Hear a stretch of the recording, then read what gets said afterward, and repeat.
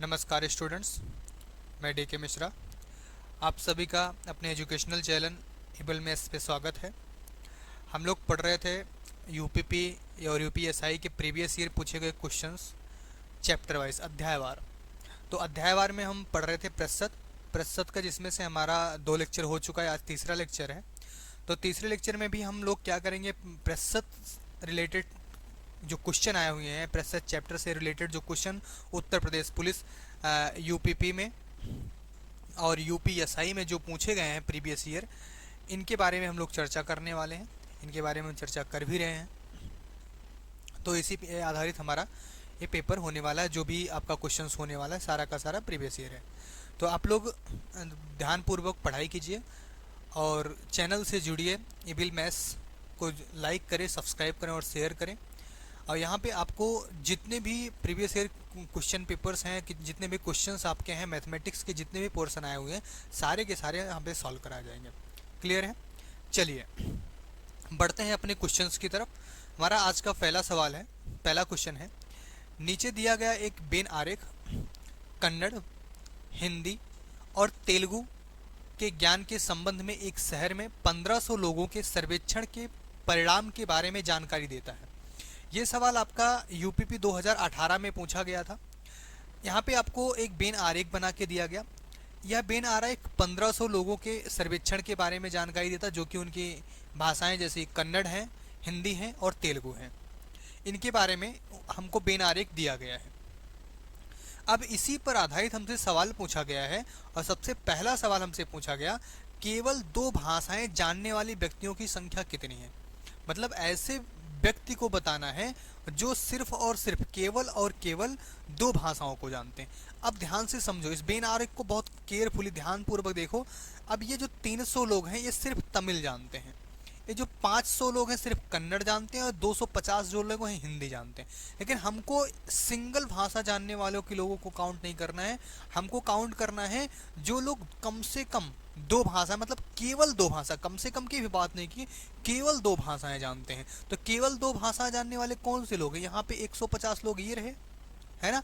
150 लोग यहाँ भी रहे जो केवल क्या करते, 2 भाषा जानते हैं, और 100 लोग यहाँ पे रहे जो क्या करते, 2 भाषा जानते हैं। ये बीच का जो है ये तीनों भाषाएं जानते हैं। 50 लोग ऐसे हैं जो तीनों भाषाएं जानते हैं। लेकिन हमको क्या चाहिए, केवल 2 भाषा जानने वाले लोगों की संख्या को चाहिए। तो मतलब क्या हुआ, आपका अगर सवाल देखा जाए तो 150 लोग हुए और धन 150 लोग हुए और धन कितने हो गए, 100 हो गए। मतलब टोटल 400 लोग हो गए जो क्या सिर्फ 2 भाषाएं जानते हैं। कितने लोग हो गए? 400 लोग हो गए जो सिर्फ 2 भाषाओं को जानते हैं, उससे ज़्यादा भाषा के बारे में जानते नहीं है।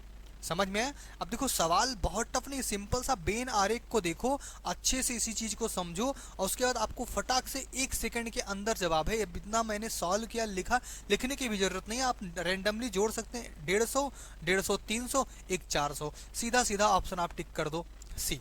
अभी तो सॉल्व करने का प्रोसेस आपको समझाना है, आपको दिखाना है कि ये चीज़ें कैसे आ रही हैं, तो इसलिए इतना टाइम लगेगा। बाकी आप इस सवाल को देखो और तुरंत इसका जवाब कर दो, देखो और तुरंत इसका क्या कर दो, जवाब कर दो। क्लियर है? बातें समझ में आई? चलो अगले सवाल की तरफ आ जाओ। अगला सवाल हमारा क्या है, केवल एक भाषा जानने वाले व्यक्तियों की संख्या कितनी है। अभी मैंने केवल एक भाषा के बारे में चर्चा किया। देखो फिर से आते बेन आरेख पे, केवल एक भाषा कौन कौन जान रहे हैं, ध्यान से देखो। एक भाषा ये 300 लोग जान रहे हैं, इधर 500 लोग जान रहे हैं, इधर 250 लोग जान रहे हैं। कितने? 300 लोग, 500 लोग और 250 लोग। तो कितने? 300 लोग आपके, 300 लोग केवल एक भाषा जानते हैं, और फिर 500 लोग केवल एक भाषा जानते हैं, और तीसरा हमारा 250 लोग ऐसे थे जो केवल एक भाषा जानते हैं। जोड़ लो भाई, 5 3 800, 8 2 10 और 1050 हो गया। कितना हो गया? 1050 आ गया। कितना आ गया? 1050। और कौन सा ऑप्शन सही हो गया आपका? सेकंड वाला, दूसरा वाला ऑप्शन आपका सही हो गया। अब देखो बहुत टफ क्वेश्चंस नहीं आ रहे हैं उत्तर प्रदेश पुलिस में। यूपीपी के जो भी क्वेश्चन आ रहे हैं बहुत इजी, बहुत आसान तरीके के क्वेश्चन आते हैं। बस आप थोड़े से कॉन्सेप्चुअल हो जाओ, अपने कॉन्सेप्ट को मेंटेन करके रखो। बहुत ज़्यादा मेहनत करने की ज़रूरत नहीं है मैथ में। मैथ के बहुत ही इजी क्वेश्चंस आते हैं। 20 क्वेश्चन, 15 से 20 क्वेश्चन आपके आते हैं। जैसे 20 क्वेश्चन का क्राइटेरिया 20-25 का, तो 17 से 20 के लगभग क्वेश्चंस आते हैं। 17 से 20 क्वेश्चन आते हैं। हम कहते हैं गारंटी है आप 20 के 20 क्वेश्चन, अगर 20 को 20 के 20 अटेंड करके आओगे। बस कंटिन्यू क्लास को देखते रहो, समझते रहो, और आपको जो यहाँ पे प्रैक्टिस कराई जा रही है, जो आपको यहाँ पे प्रीवियस ईयर का क्वेश्चन करा रहे हैं, इसमें आपको हम जो शॉर्ट ट्रिक्स आपको देने वाले हैं, जो आपको तरीका बताने वाले हैं, आप क्वेश्चन देखो और जवाब दे दो। क्वेश्चन देखो मतलब आपका 1 सेकंड बहुत ज़्यादा गया तो 15 सेकंड के अंदर में आपको सवाल सॉल्व हो जाना है। तो हमारे पास टाइम भी उसी हिसाब से है कि 15 सेकंड से ज़्यादा हमको देना भी नहीं है सवाल पे। इससे ज़्यादा सवाल पे अगर समय दे रहे हैं आपका क्वेश्चन छूट जाना है। क्लियर है? बातें समझ में आ रही हैं? चलिए अगले सवाल की तरफ बढ़ते हैं। अगला सवाल हमारा क्या है? सभी 3 भाषाओं जानने वाले व्यक्तियों की संख्या। अभी मैंने दिखाया सभी तीनों भाषा जानने वाले व्यक्तियों की संख्या कितनी है। सिंपल सा डायरेक्ट 50 हम हिट कर देते हैं। कुछ सोचना है इसमें? अगर जिसको देखना है ग्राफ आप बैक करके देख लो। ग्राफ आपको मैंने अभी बीच में इंडिकेट किया था कि जो तीनों भाषाएं जानते हो एकदम बीचों बीच थे। और क्या थे? तीनों बीचों बीच थे। तो तीनों भाषा को जानने वाले लोग कितने हैं हमारे पास? 50 लोग ऐसे हैं जो तीनों भाषाओं के बारे में जानकारी रखते हैं। क्लियर है? समझ में आ रही सारी चीजें अच्छे से? ठीक, चलिए भाई अगले सवाल पे आते हैं। ये सवाल आपका जेल वार्डन 2020 में पूछा गया। जेल वार्डन 2020 में पूछा गया सवाल है। अब सवाल को बहुत ध्यानपूर्वक पढ़ो और बहुत बेहतरीन तरीके से आराम से जल्दी सॉल्व करने की कोशिश करेंगे। क्वेश्चन क्या है? ए 67% अंक प्राप्त करता है तो उत्तीर्ण अंकों की तुलना में 192 अंक अधिक प्राप्त करता है। ध्यान से समझो, अगर इसने 67% अंक प्राप्त किए, कितने परसेंट? 67% अंक प्राप्त किए, 192 अंक अधिक प्राप्त करना है उत्तीर्ण होने वाले नंबर से ज्यादा। ठीक है, तो अगर हम इसमें से 192 घटा दें तो जो उत्तीर्ण होने वाला नंबर है वो उसी नंबर के बराबर हो जाएगा। ठीक है ना? क्लियर? फिर उसके बाद बोला गया जबकि बी 27% अंक प्राप्त करता है और जो 48 अंक से फेल हो जाता है। मतलब ये 27% अंक पाता है और कितने 27% अंक पाता है। चलो थोड़ा नीचे लिख लेते हैं, इसको मिटा देते हैं, यहाँ पे थोड़ा सा नीचे लिखते हैं। कितना? 67% अंक पाया था, 192 अंक पास मार्किंग से ज्यादा पा गया। अगर हम 192 निकाल दें तो पास मार्किंग के बराबर हो जाएगा। होगा कि नहीं होगा? दूसरी बात फिर से बोला गया अगर बी 27% पाया और 48 अंक से फेल हो गया, तो अगर 27% नंबर पाया था और कितना नंबर से फेल हो गया? 48 से फेल हो गया, अगर हम 48 जोड़ देते तो वो भी पास मार्किंग के बराबर पहुंच जाएगा। मतलब इस कंडीशन में दो के दोनों आपस में बराबर हो गए। हो गए कि नहीं हो गए? क्लियर? दोनों आपस में बराबर हो गए कि नहीं हो गए? अब ध्यान से समझो, परसेंटेज को एक साइड कर लो। 67% माइनस 27% कर दिया, इधर कितना है? 48 है, 48 धन 192 कर दिया। इनको सॉल्व कर लो। 7 से 7 गया 0, 6 से 2 गया कितना? 4, 40% बराबर। इनको जोड़ो, 8 2 10 हो गया, 9 4 13, 1 14 हो जाएगा, 1 1 2 240। मतलब क्या हुआ? 40% के बराबर कितना नंबर है? 240 नंबर है। 40% के बराबर कितना नंबर? 240 नंबर। अब देखो सवाल में हमसे पूछा क्या है? परीक्षा में उत्तीर्ण होने के योग्य अंक क्या है? उत्तीर्ण होने के योग्य अंक क्या है? अगर उत्तीर्ण होना है उनको योग्य अंक बताना है। कितना, क्या बताना है? उत्तीर्ण होने के लिए हमको क्या बताना है? योग्य अंक बताना है। अब ध्यान से देखो, अगर यहाँ से हम 1% निकाल लें तो 1% निकालेंगे तो क्या हो जाएगा? 240/40 है ना? 0 से 0 कट गया, 4 छंगे 24। कितना आ गया? 4 छंगे जो मतलब 1% बराबर 6 नंबर। 1% बराबर कितने नंबर? 6 नंबर। अब ध्यान से समझो, पहले वाले पॉइंट पे आ जाओ। 67% पाने के बाद 192 अंक को ज्यादा पा रहा था, तो मतलब 67% अगर निकालें तो क्या लिखेंगे? 67% और गुड़े 1% बराबर 6 नंबर, तो 67 गुड़े 6 कर देंगे तो 67% का नंबर मिल जाएगा। और इसमें से 192 निकाल देंगे तो हमको उत्तीर्ण होने के योग्य नंबर मिल जाएगा।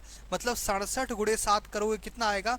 6 7 42, 6 4 36, 402 हो गया, माइनस 192 कर दो। 402 में से 192 निकाल दोगे तो कितना बचेगा? 210 प्राप्त हो जाएगा। कितना प्राप्त हो जाएगा? 210 प्राप्त हो जाएगा। कौन सा ऑप्शन सही हो गया? पहला वाला ऑप्शन आपका सही जवाब हो गया। अब देखो सवाल बहुत टफ नहीं है, बस थोड़ा सा लॉजिकल है, इसको सॉल्व करने में कुछ करना नहीं है, दोनों को आपस में बराबर कर दिया हमने, परसेंट नंबर निकाल लिए, और जो पहला वाला फॉर्मेशन बना चाहे इसमें पुट कर दो चाहे इसके बराबर कर लो, दोनों का आंसर आपका सही आएगा। तो कितना नंबर हो गया, 210 अंक ऐसे होंगे जिसको पाने से वो उत्तीर्ण हो जाएगा, पास हो जाएगा। क्लियर है, एकदम फाइनल।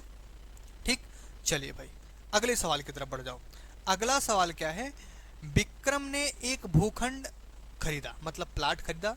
भाई इसने प्लाट खरीदा, अब कहाँ खरीदा ये नहीं पता, शहर में खरीदा गांव में खरीदा, लेकिन खरीदा है ना, जिसमें तुरंत बाढ़ करने के लिए, बाढ़ करने का मतलब बाउंड्री करना, बाउंड्री करना मतलब उसको घिरवा देना तुरंत है ना, जस्ट ना हो, मतलब जैसे हमने जमीन खरीदा अब उसको कोई और कब्जा ना कर ले, अपना कब्जा दिखाने के लिए उन्होंने क्या कर दिया, बाढ़ कराया। इस कारण आयताकार कार्य क्षेत्र की लंबाई और चौड़ाई में 8% तक कमी हो जाती है, 8% तक की कमी हो जाती है। अब लंबाई और चौड़ाई दोनों में 8% की कमी हो जा रही है, तो क्षेत्रफल में कितनी कमी हो जाएगी। अब क्षेत्रफल में कमी तो दोनों को मिला के हो जाएगी ना भाई, है कि नहीं। अगर लंबाई में भी कमी हो गई चौड़ाई में भी कमी हो गई तो क्षेत्रफल में भी तो कमी आएगी। अब बात आती है कि अब क्षेत्रफल की कमी निकाली कैसे जाए, है ना। अब देखो लंबाई में भी कमी आई चौड़ाई में भी कमी है, तो हमारे पास एक फॉर्मूला होता है x प्लस यक्स वाई बटे 100। इसका ये क्या होता, परसेंट में होता है, ये प्रतिशत परिवर्तन रिप्रेजेंट करता है। क्या रिप्रेजेंट करता है, प्रतिशत परिवर्तन। क्या रिप्रेजेंट करता है, प्रतिशत परिवर्तन। अब कमी होने पे निगेटिव होता है, मतलब माइनस लगता है, और जब हम बढ़ोतरी होती है तो प्लस लगता है। अब लंबाई और चौड़ाई दोनों में ध्यान दो, दोनों में 8% की कमी आ रही, मतलब 8% माइनस 8% प्लस 8 अठाई कितना हो जाएगा, या लिख देते हैं हम 8 गुणे 8 यक्स वाई बटे कितना 100 हो गया, टोटल का क्या परसेंट, तो बराबर कितना हो गया -16 धन 8 अठाई 64 बटे कितना हो जाएगा 100 हो जाएगा। मतलब क्या हुआ, -16 धन 0.64 क्या हो जाएगा 0.64। इसको अगर सॉल्व करोगे घटाओगे तो कितना आएगा, -15 दशमलव कितना हो जाएगा 36, कितना बन जाएगा -15.36%। तो ये क्या हुई, -15.36% की कमी प्राप्त हो जाती है उसके क्षेत्रफल में। उसके क्षेत्रफल में कितना कमी आती है, -15 मतलब 15.36% आती है। माइनस का मतलब क्या होती है, कमी होती है। अगर यही धनात्मक आया होता तो बढ़ोतरी हो रही होती है, लेकिन यहाँ नकारात्मक आया, नेगेटिव आया, इसका मतलब क्या हो गया, यहाँ पे कमी हुई है। और कौन सा ऑप्शन सही हो गया आपका, सी वाला ऑप्शन आपका सही हो गया। कौन सा ऑप्शन सही हो गया, सी वाला ऑप्शन आपका सही हो गया। क्लियर है, समझ में आए, बहुत नॉर्मल सा सिंपल सी तरीके से सॉल्व हो गया। चलो भाई अगले सवाल की तरफ बढ़ते हैं, ध्यान से समझो सवाल को। ये आपका यूपीएसआई 14/11/2021 के पहली शिफ्ट में पूछा गया सवाल है। यूपीएसआई का सवाल है 14/11/2021 पहली शिफ्ट में पूछा गया था। सवाल क्या पूछा गया, राकेश अपनी मासिक आय का 10% घरेलू व्यय, 20% पुस्तकों पर, 25% कपड़ों पर खर्च करता है। कितना प्रतिशत खर्च करता है, ध्यान से समझो पहले।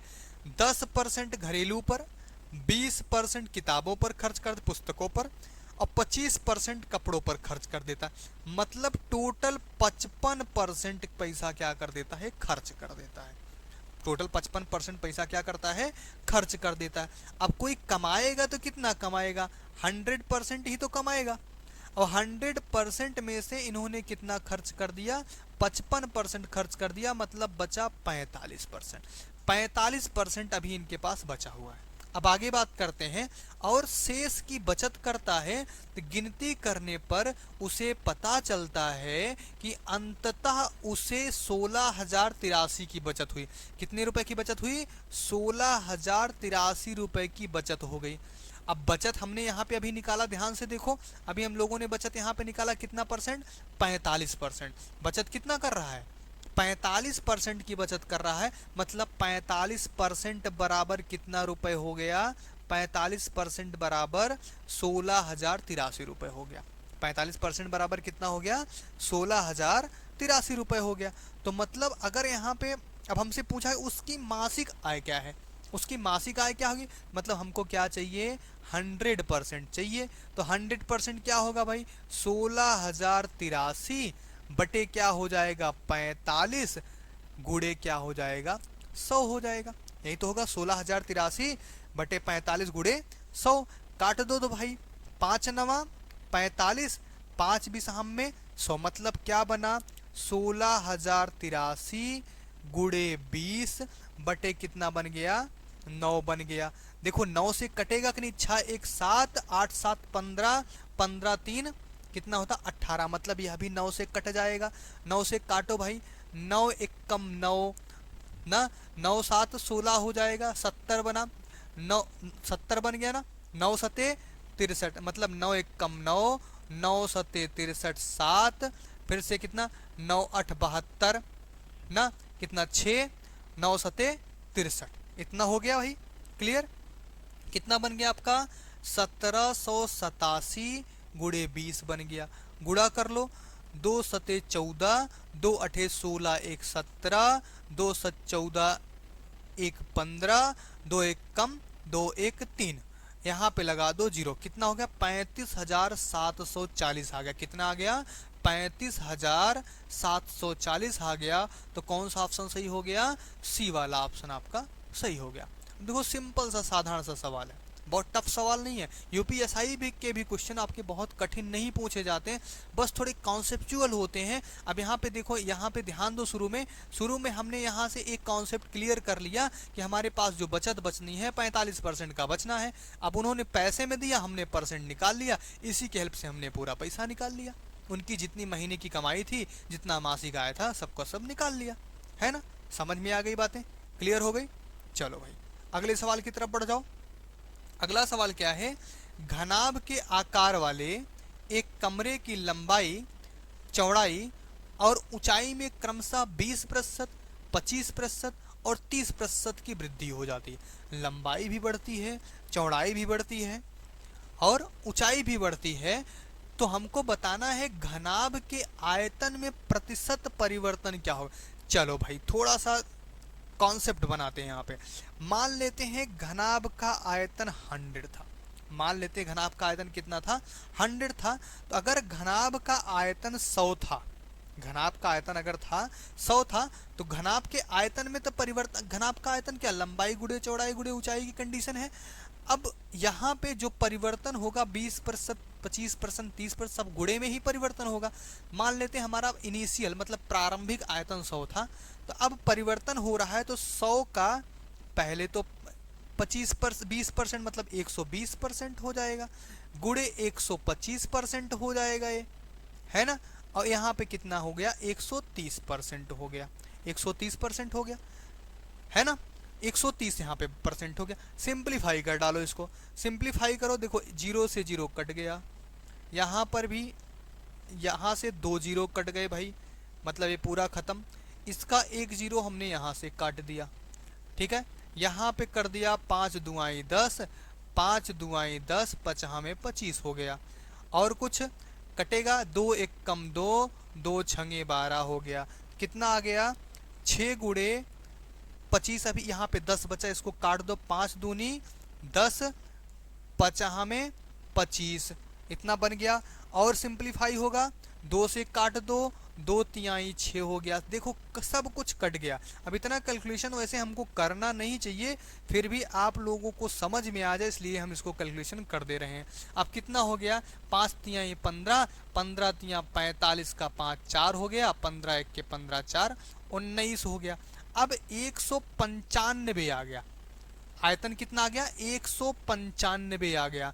पुराना वाला कितना था 100 था, मतलब क्या हुआ 195 माइनस 100 कर दें तो कितना परिवर्तन हुआ 95 का परिवर्तन हुआ। अगर आयतन 100 था तो 100% भी बोल सकते हैं, मतलब परिवर्तन कितना हो रहा है 95% का परिवर्तन हो रहा है। कितने का परिवर्तन हो रहा है 95% का परिवर्तन हो गया। कितने परसेंट का 95%। कौन सा ऑप्शन सही हो गया बी वाला ऑप्शन आपका सही जवाब हो गया। कौन सा ऑप्शन सही जवाब हो गया बी वाला ऑप्शन आपका सही जवाब हो गया। क्लियर है, समझ में आ रही सारी बातें। आगे बढ़ें। चलो भाई, ये सवाल आपका ये भी आपका कहाँ का था, यूपीएसआई में पूछा गया था 12/11/2000 थर्ड शिफ्ट में पूछा गया था। कौन से शिफ्ट में पूछा गया, तीसरे शिफ्ट में पूछा गया 12/11/2021 में। चलिए भाई अगले सवाल की तरफ बढ़ते हैं। अगला सवाल कहाँ का है, ये भी यूपीएसआई का है, 20/11/2021 के शिफ्ट सेकंड में पूछा गया सवाल है। और सवाल क्या पूछा जा रहा है हमसे, एक कॉलेज में पुरुषों और महिलाओं की संख्या के बीच का अनुपात 24:25 है। कितना है, 24:25। ध्यान से देखो कितना दिया गया, 24:25 इनका दिया गया। मतलब अगर लिखें तो पुरुष को चलो अंग्रेजी में लिख देते थोड़ा, मेल बटे फीमेल बराबर 24/25 लिख देते हैं हम, 24/25 लिख दें। बोला गया यदि पुरुषों की संख्या में 30% की वृद्धि हुई, 30% की वृद्धि हुई मतलब क्या हुआ, या 130 की वृद्धि होगी, हम यहीं पे गुणा लगा देते हैं 130%। अब देखो 24% की वृद्धि 30% की वृद्धि 24 में 30% की वृद्धि करोगे तो आप देखो अगर लिखना चाहोगे लिखोगे 24 गुणे 130/100, है ना। फिर अगर 25 में कितने की वृद्धि हुई, 40 में, तो इसको 40 बटे कितना लिखोगे, 140/100 लिखोगे। पलटोगे तो 100 से 100 क्या हो जाएगा, कट जाएगा, तो 130/140 होगा। तो हम डायरेक्टली उसी को लिख देते हैं 130/140। क्या लिख दिया, 24 गुणे 130/25 गुणे 140। सॉल्व कर डालो भाई, 0 से 0 कट गया, कितना बन गया, 24 गुणे 13 बटे कितना 25 गुणे कितना हो गया 14 हो गया। सिंप्लीफाई करो, काट डालो इसको, तो सिंप्लीफाई करोगे तो 2 सते 14 हो जाएगा और 2 बरहम में कितना हो जाएगा 24 हो गया। मतलब 12 गुणे 13, तो 12 तिहाई 36 और 12 एक कम 12, 12 3 कितना हो गया 15, मतलब 156 हो गया। यहाँ पे कितना हो गया 156 हो गया, और 25 सत्ते कितना हो गया 175 हो गया। कितना हो गया 175 हो गया। तो मतलब 156/175 आया। इसको अगर लिखना चाहें तो 156/175 लिख सकते हैं, 156/175 लिख सकते हैं। कौन सा ऑप्शन सही हो गया, बी वाला ऑप्शन सही हो गया। अब देखो इस सवाल में हमको बहुत ज़्यादा, अगर यक्स वक्स मान के सॉल्व करेंगे तो बहुत बड़ा होगा। हमको सिंपल ध्यान रखना, जो अनुपात लिखा गया है जितना परसेंट वृद्धि किया, जैसे 30% की वृद्धि हुई, 40% की वृद्धि हुई, अगर यहाँ पे घट रहा होता तो 100 में से घटा के गुणा कर देते, अगर बढ़ रहा है तो 100 में जोड़ के गुणा कर दिया, तो वही सिंपल सा सॉल्व करके आंसर मिल जाएगा। क्लियर है, समझ में आया। चलो भाई अगले सवाल की तरफ। अगला सवाल क्या है, यूपीएसआई का सवाल है 23/11/2021 के थर्ड पाली में पूछा गया। अब सवाल क्या है, पुरुष और महिला की संख्या के बीच का अनुपात 25:26 है। अब यहाँ पर भी देखो अनुपात दिया गया 25:26, हमने ऐसे ही पहले लिख लिया क्योंकि अभी पीछे हमने बताया 20% की वृद्धि हुई, वृद्धि का मतलब 100 में जोड़ लो, 30% की वृद्धि हुई मतलब इसमें भी जोड़ लो। कितना बना 25 गुणे कितना हो गया 12, और 26 गुणे कितना हो गया 13, है ना। 26 गुणे कितना हो गया 13। इन दोनों को आपस में क्या कर दो, गुणा लगा दो। इन दोनों को आपस में गुणा लगाओ तो क्या बनेगा 26, और यहाँ पे सिंप्लीफाई करो क्या होगा 13 बनेगा, और ये क्या बनेगा 6 बन जाएगा। 13 13 में 169 नीचे आ जाएगा भैया, और ऊपर कितना हो गया 25 छक्का 150, 25 छक्के कितना हो गया 150, मतलब 150 अनुपाते 169 बन जाएगा। क्या बन जाएगा 150 अनुपाते 169। कौन सा ऑप्शन सही है, सी वाला ऑप्शन आपका सही जवाब है। कौन सा ऑप्शन आपका सही जवाब है, सी वाला। जवाब आपका क्या है 150 अनुपाते 169। क्लियर है, समझ में आ रही बातें। चलो भाई अगले सवाल की तरफ बढ़ जाते हैं। अगला सवाल क्या पूछा गया, अगला सवाल पे ध्यान दो।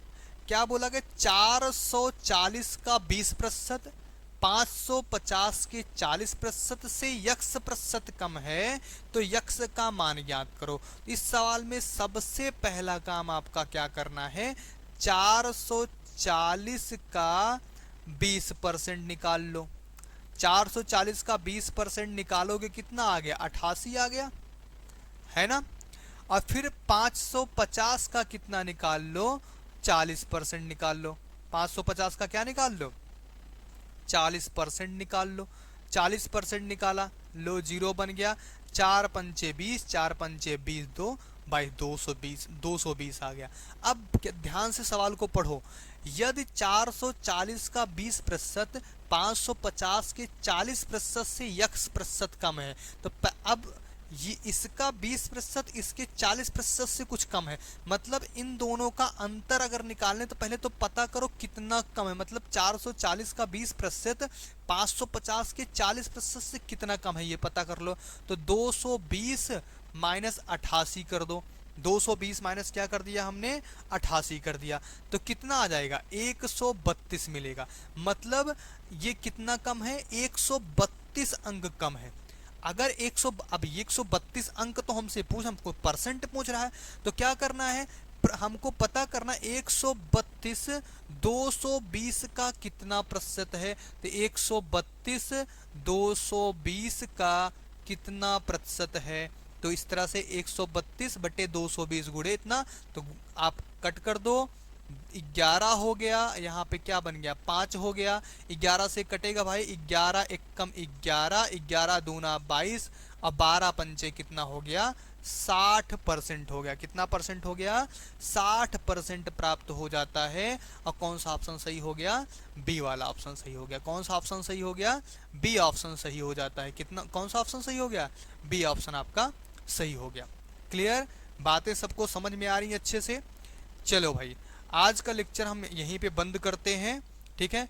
कल फिर मिलेंगे अगले लेक्चर के साथ, अगले सेट के साथ, जहाँ पे फिर से हम आपको यूपीपी यूपीएसआई के क्वेश्चन प्रतिशत चैप्टर से रिलेटेड सॉल्व कराएंगे। अब आपको क्या करना है, ध्यान पूर्वक पढ़ना, अच्छे से पढ़ना है आपको। यहाँ पे कोई आप अनदर यूट्यूब से या किसी ऐप से प्रीवियस ईयर का सोल्यूशन खरीदते हैं, बाय करते हैं, पैसा देते हैं, यहाँ पे आपको किसी प्रकार का कोई चार्ज नहीं देना है। आप एकदम फ्री ऑफ कॉस्ट मेहनत करके पढ़ाई करो। सारा का सारा लेक्चर आपके लिए फ्री ऑफ कॉस्ट रहेगा यहाँ पे। क्लियर है, मन लगा के पढ़िए। अगर आपको लेक्चर समझ में आते हैं तो अपने दोस्तों को बताइए, अपने दोस्तों के साथ शेयर कीजिए और चैनल को सब्सक्राइब करिए। ओके, धन्यवाद।